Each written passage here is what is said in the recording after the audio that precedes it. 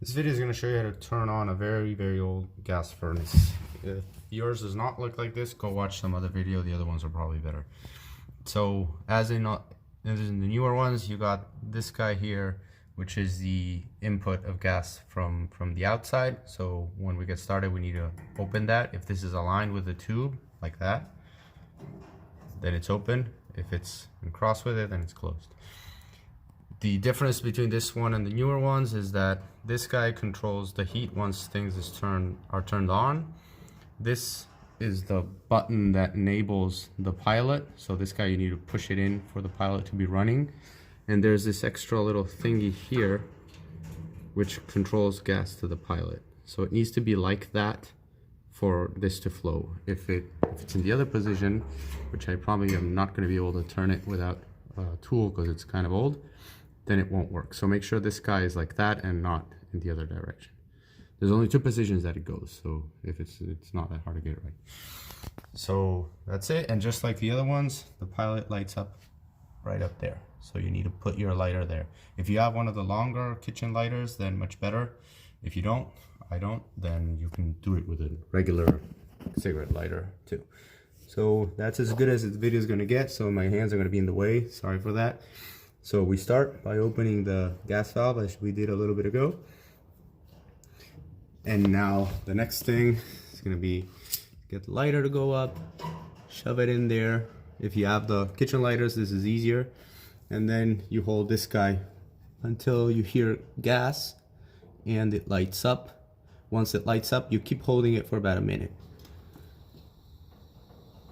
So there I heard the gas already. It may take a couple seconds for it to get up there.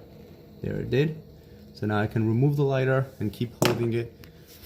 If you get in closer, you should see a blue flame there, but you can't because of the flashlight. See if I can turn that off. Flashlight off. There we go. Okay, so I'm still holding the pilot and I will continue to do so for about a minute. This is going to be a very boring part of the video.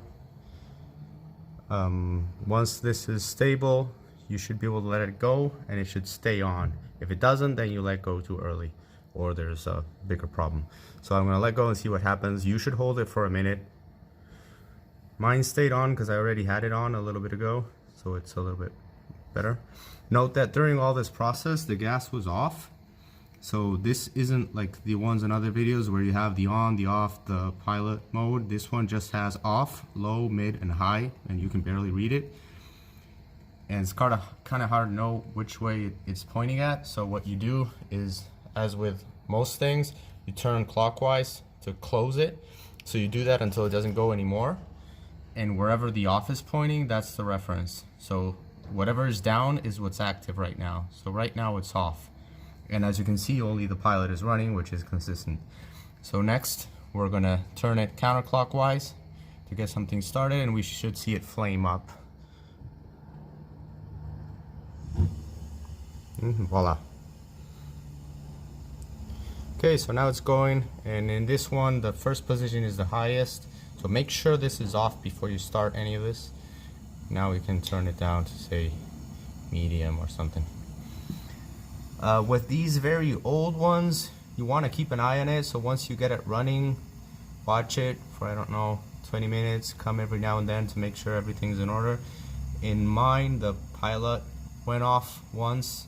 It should still be safe. Things should cut off if the pilot goes off, but I'm not super confident. So just keep an eye on it, and you might want to get a newer one soon.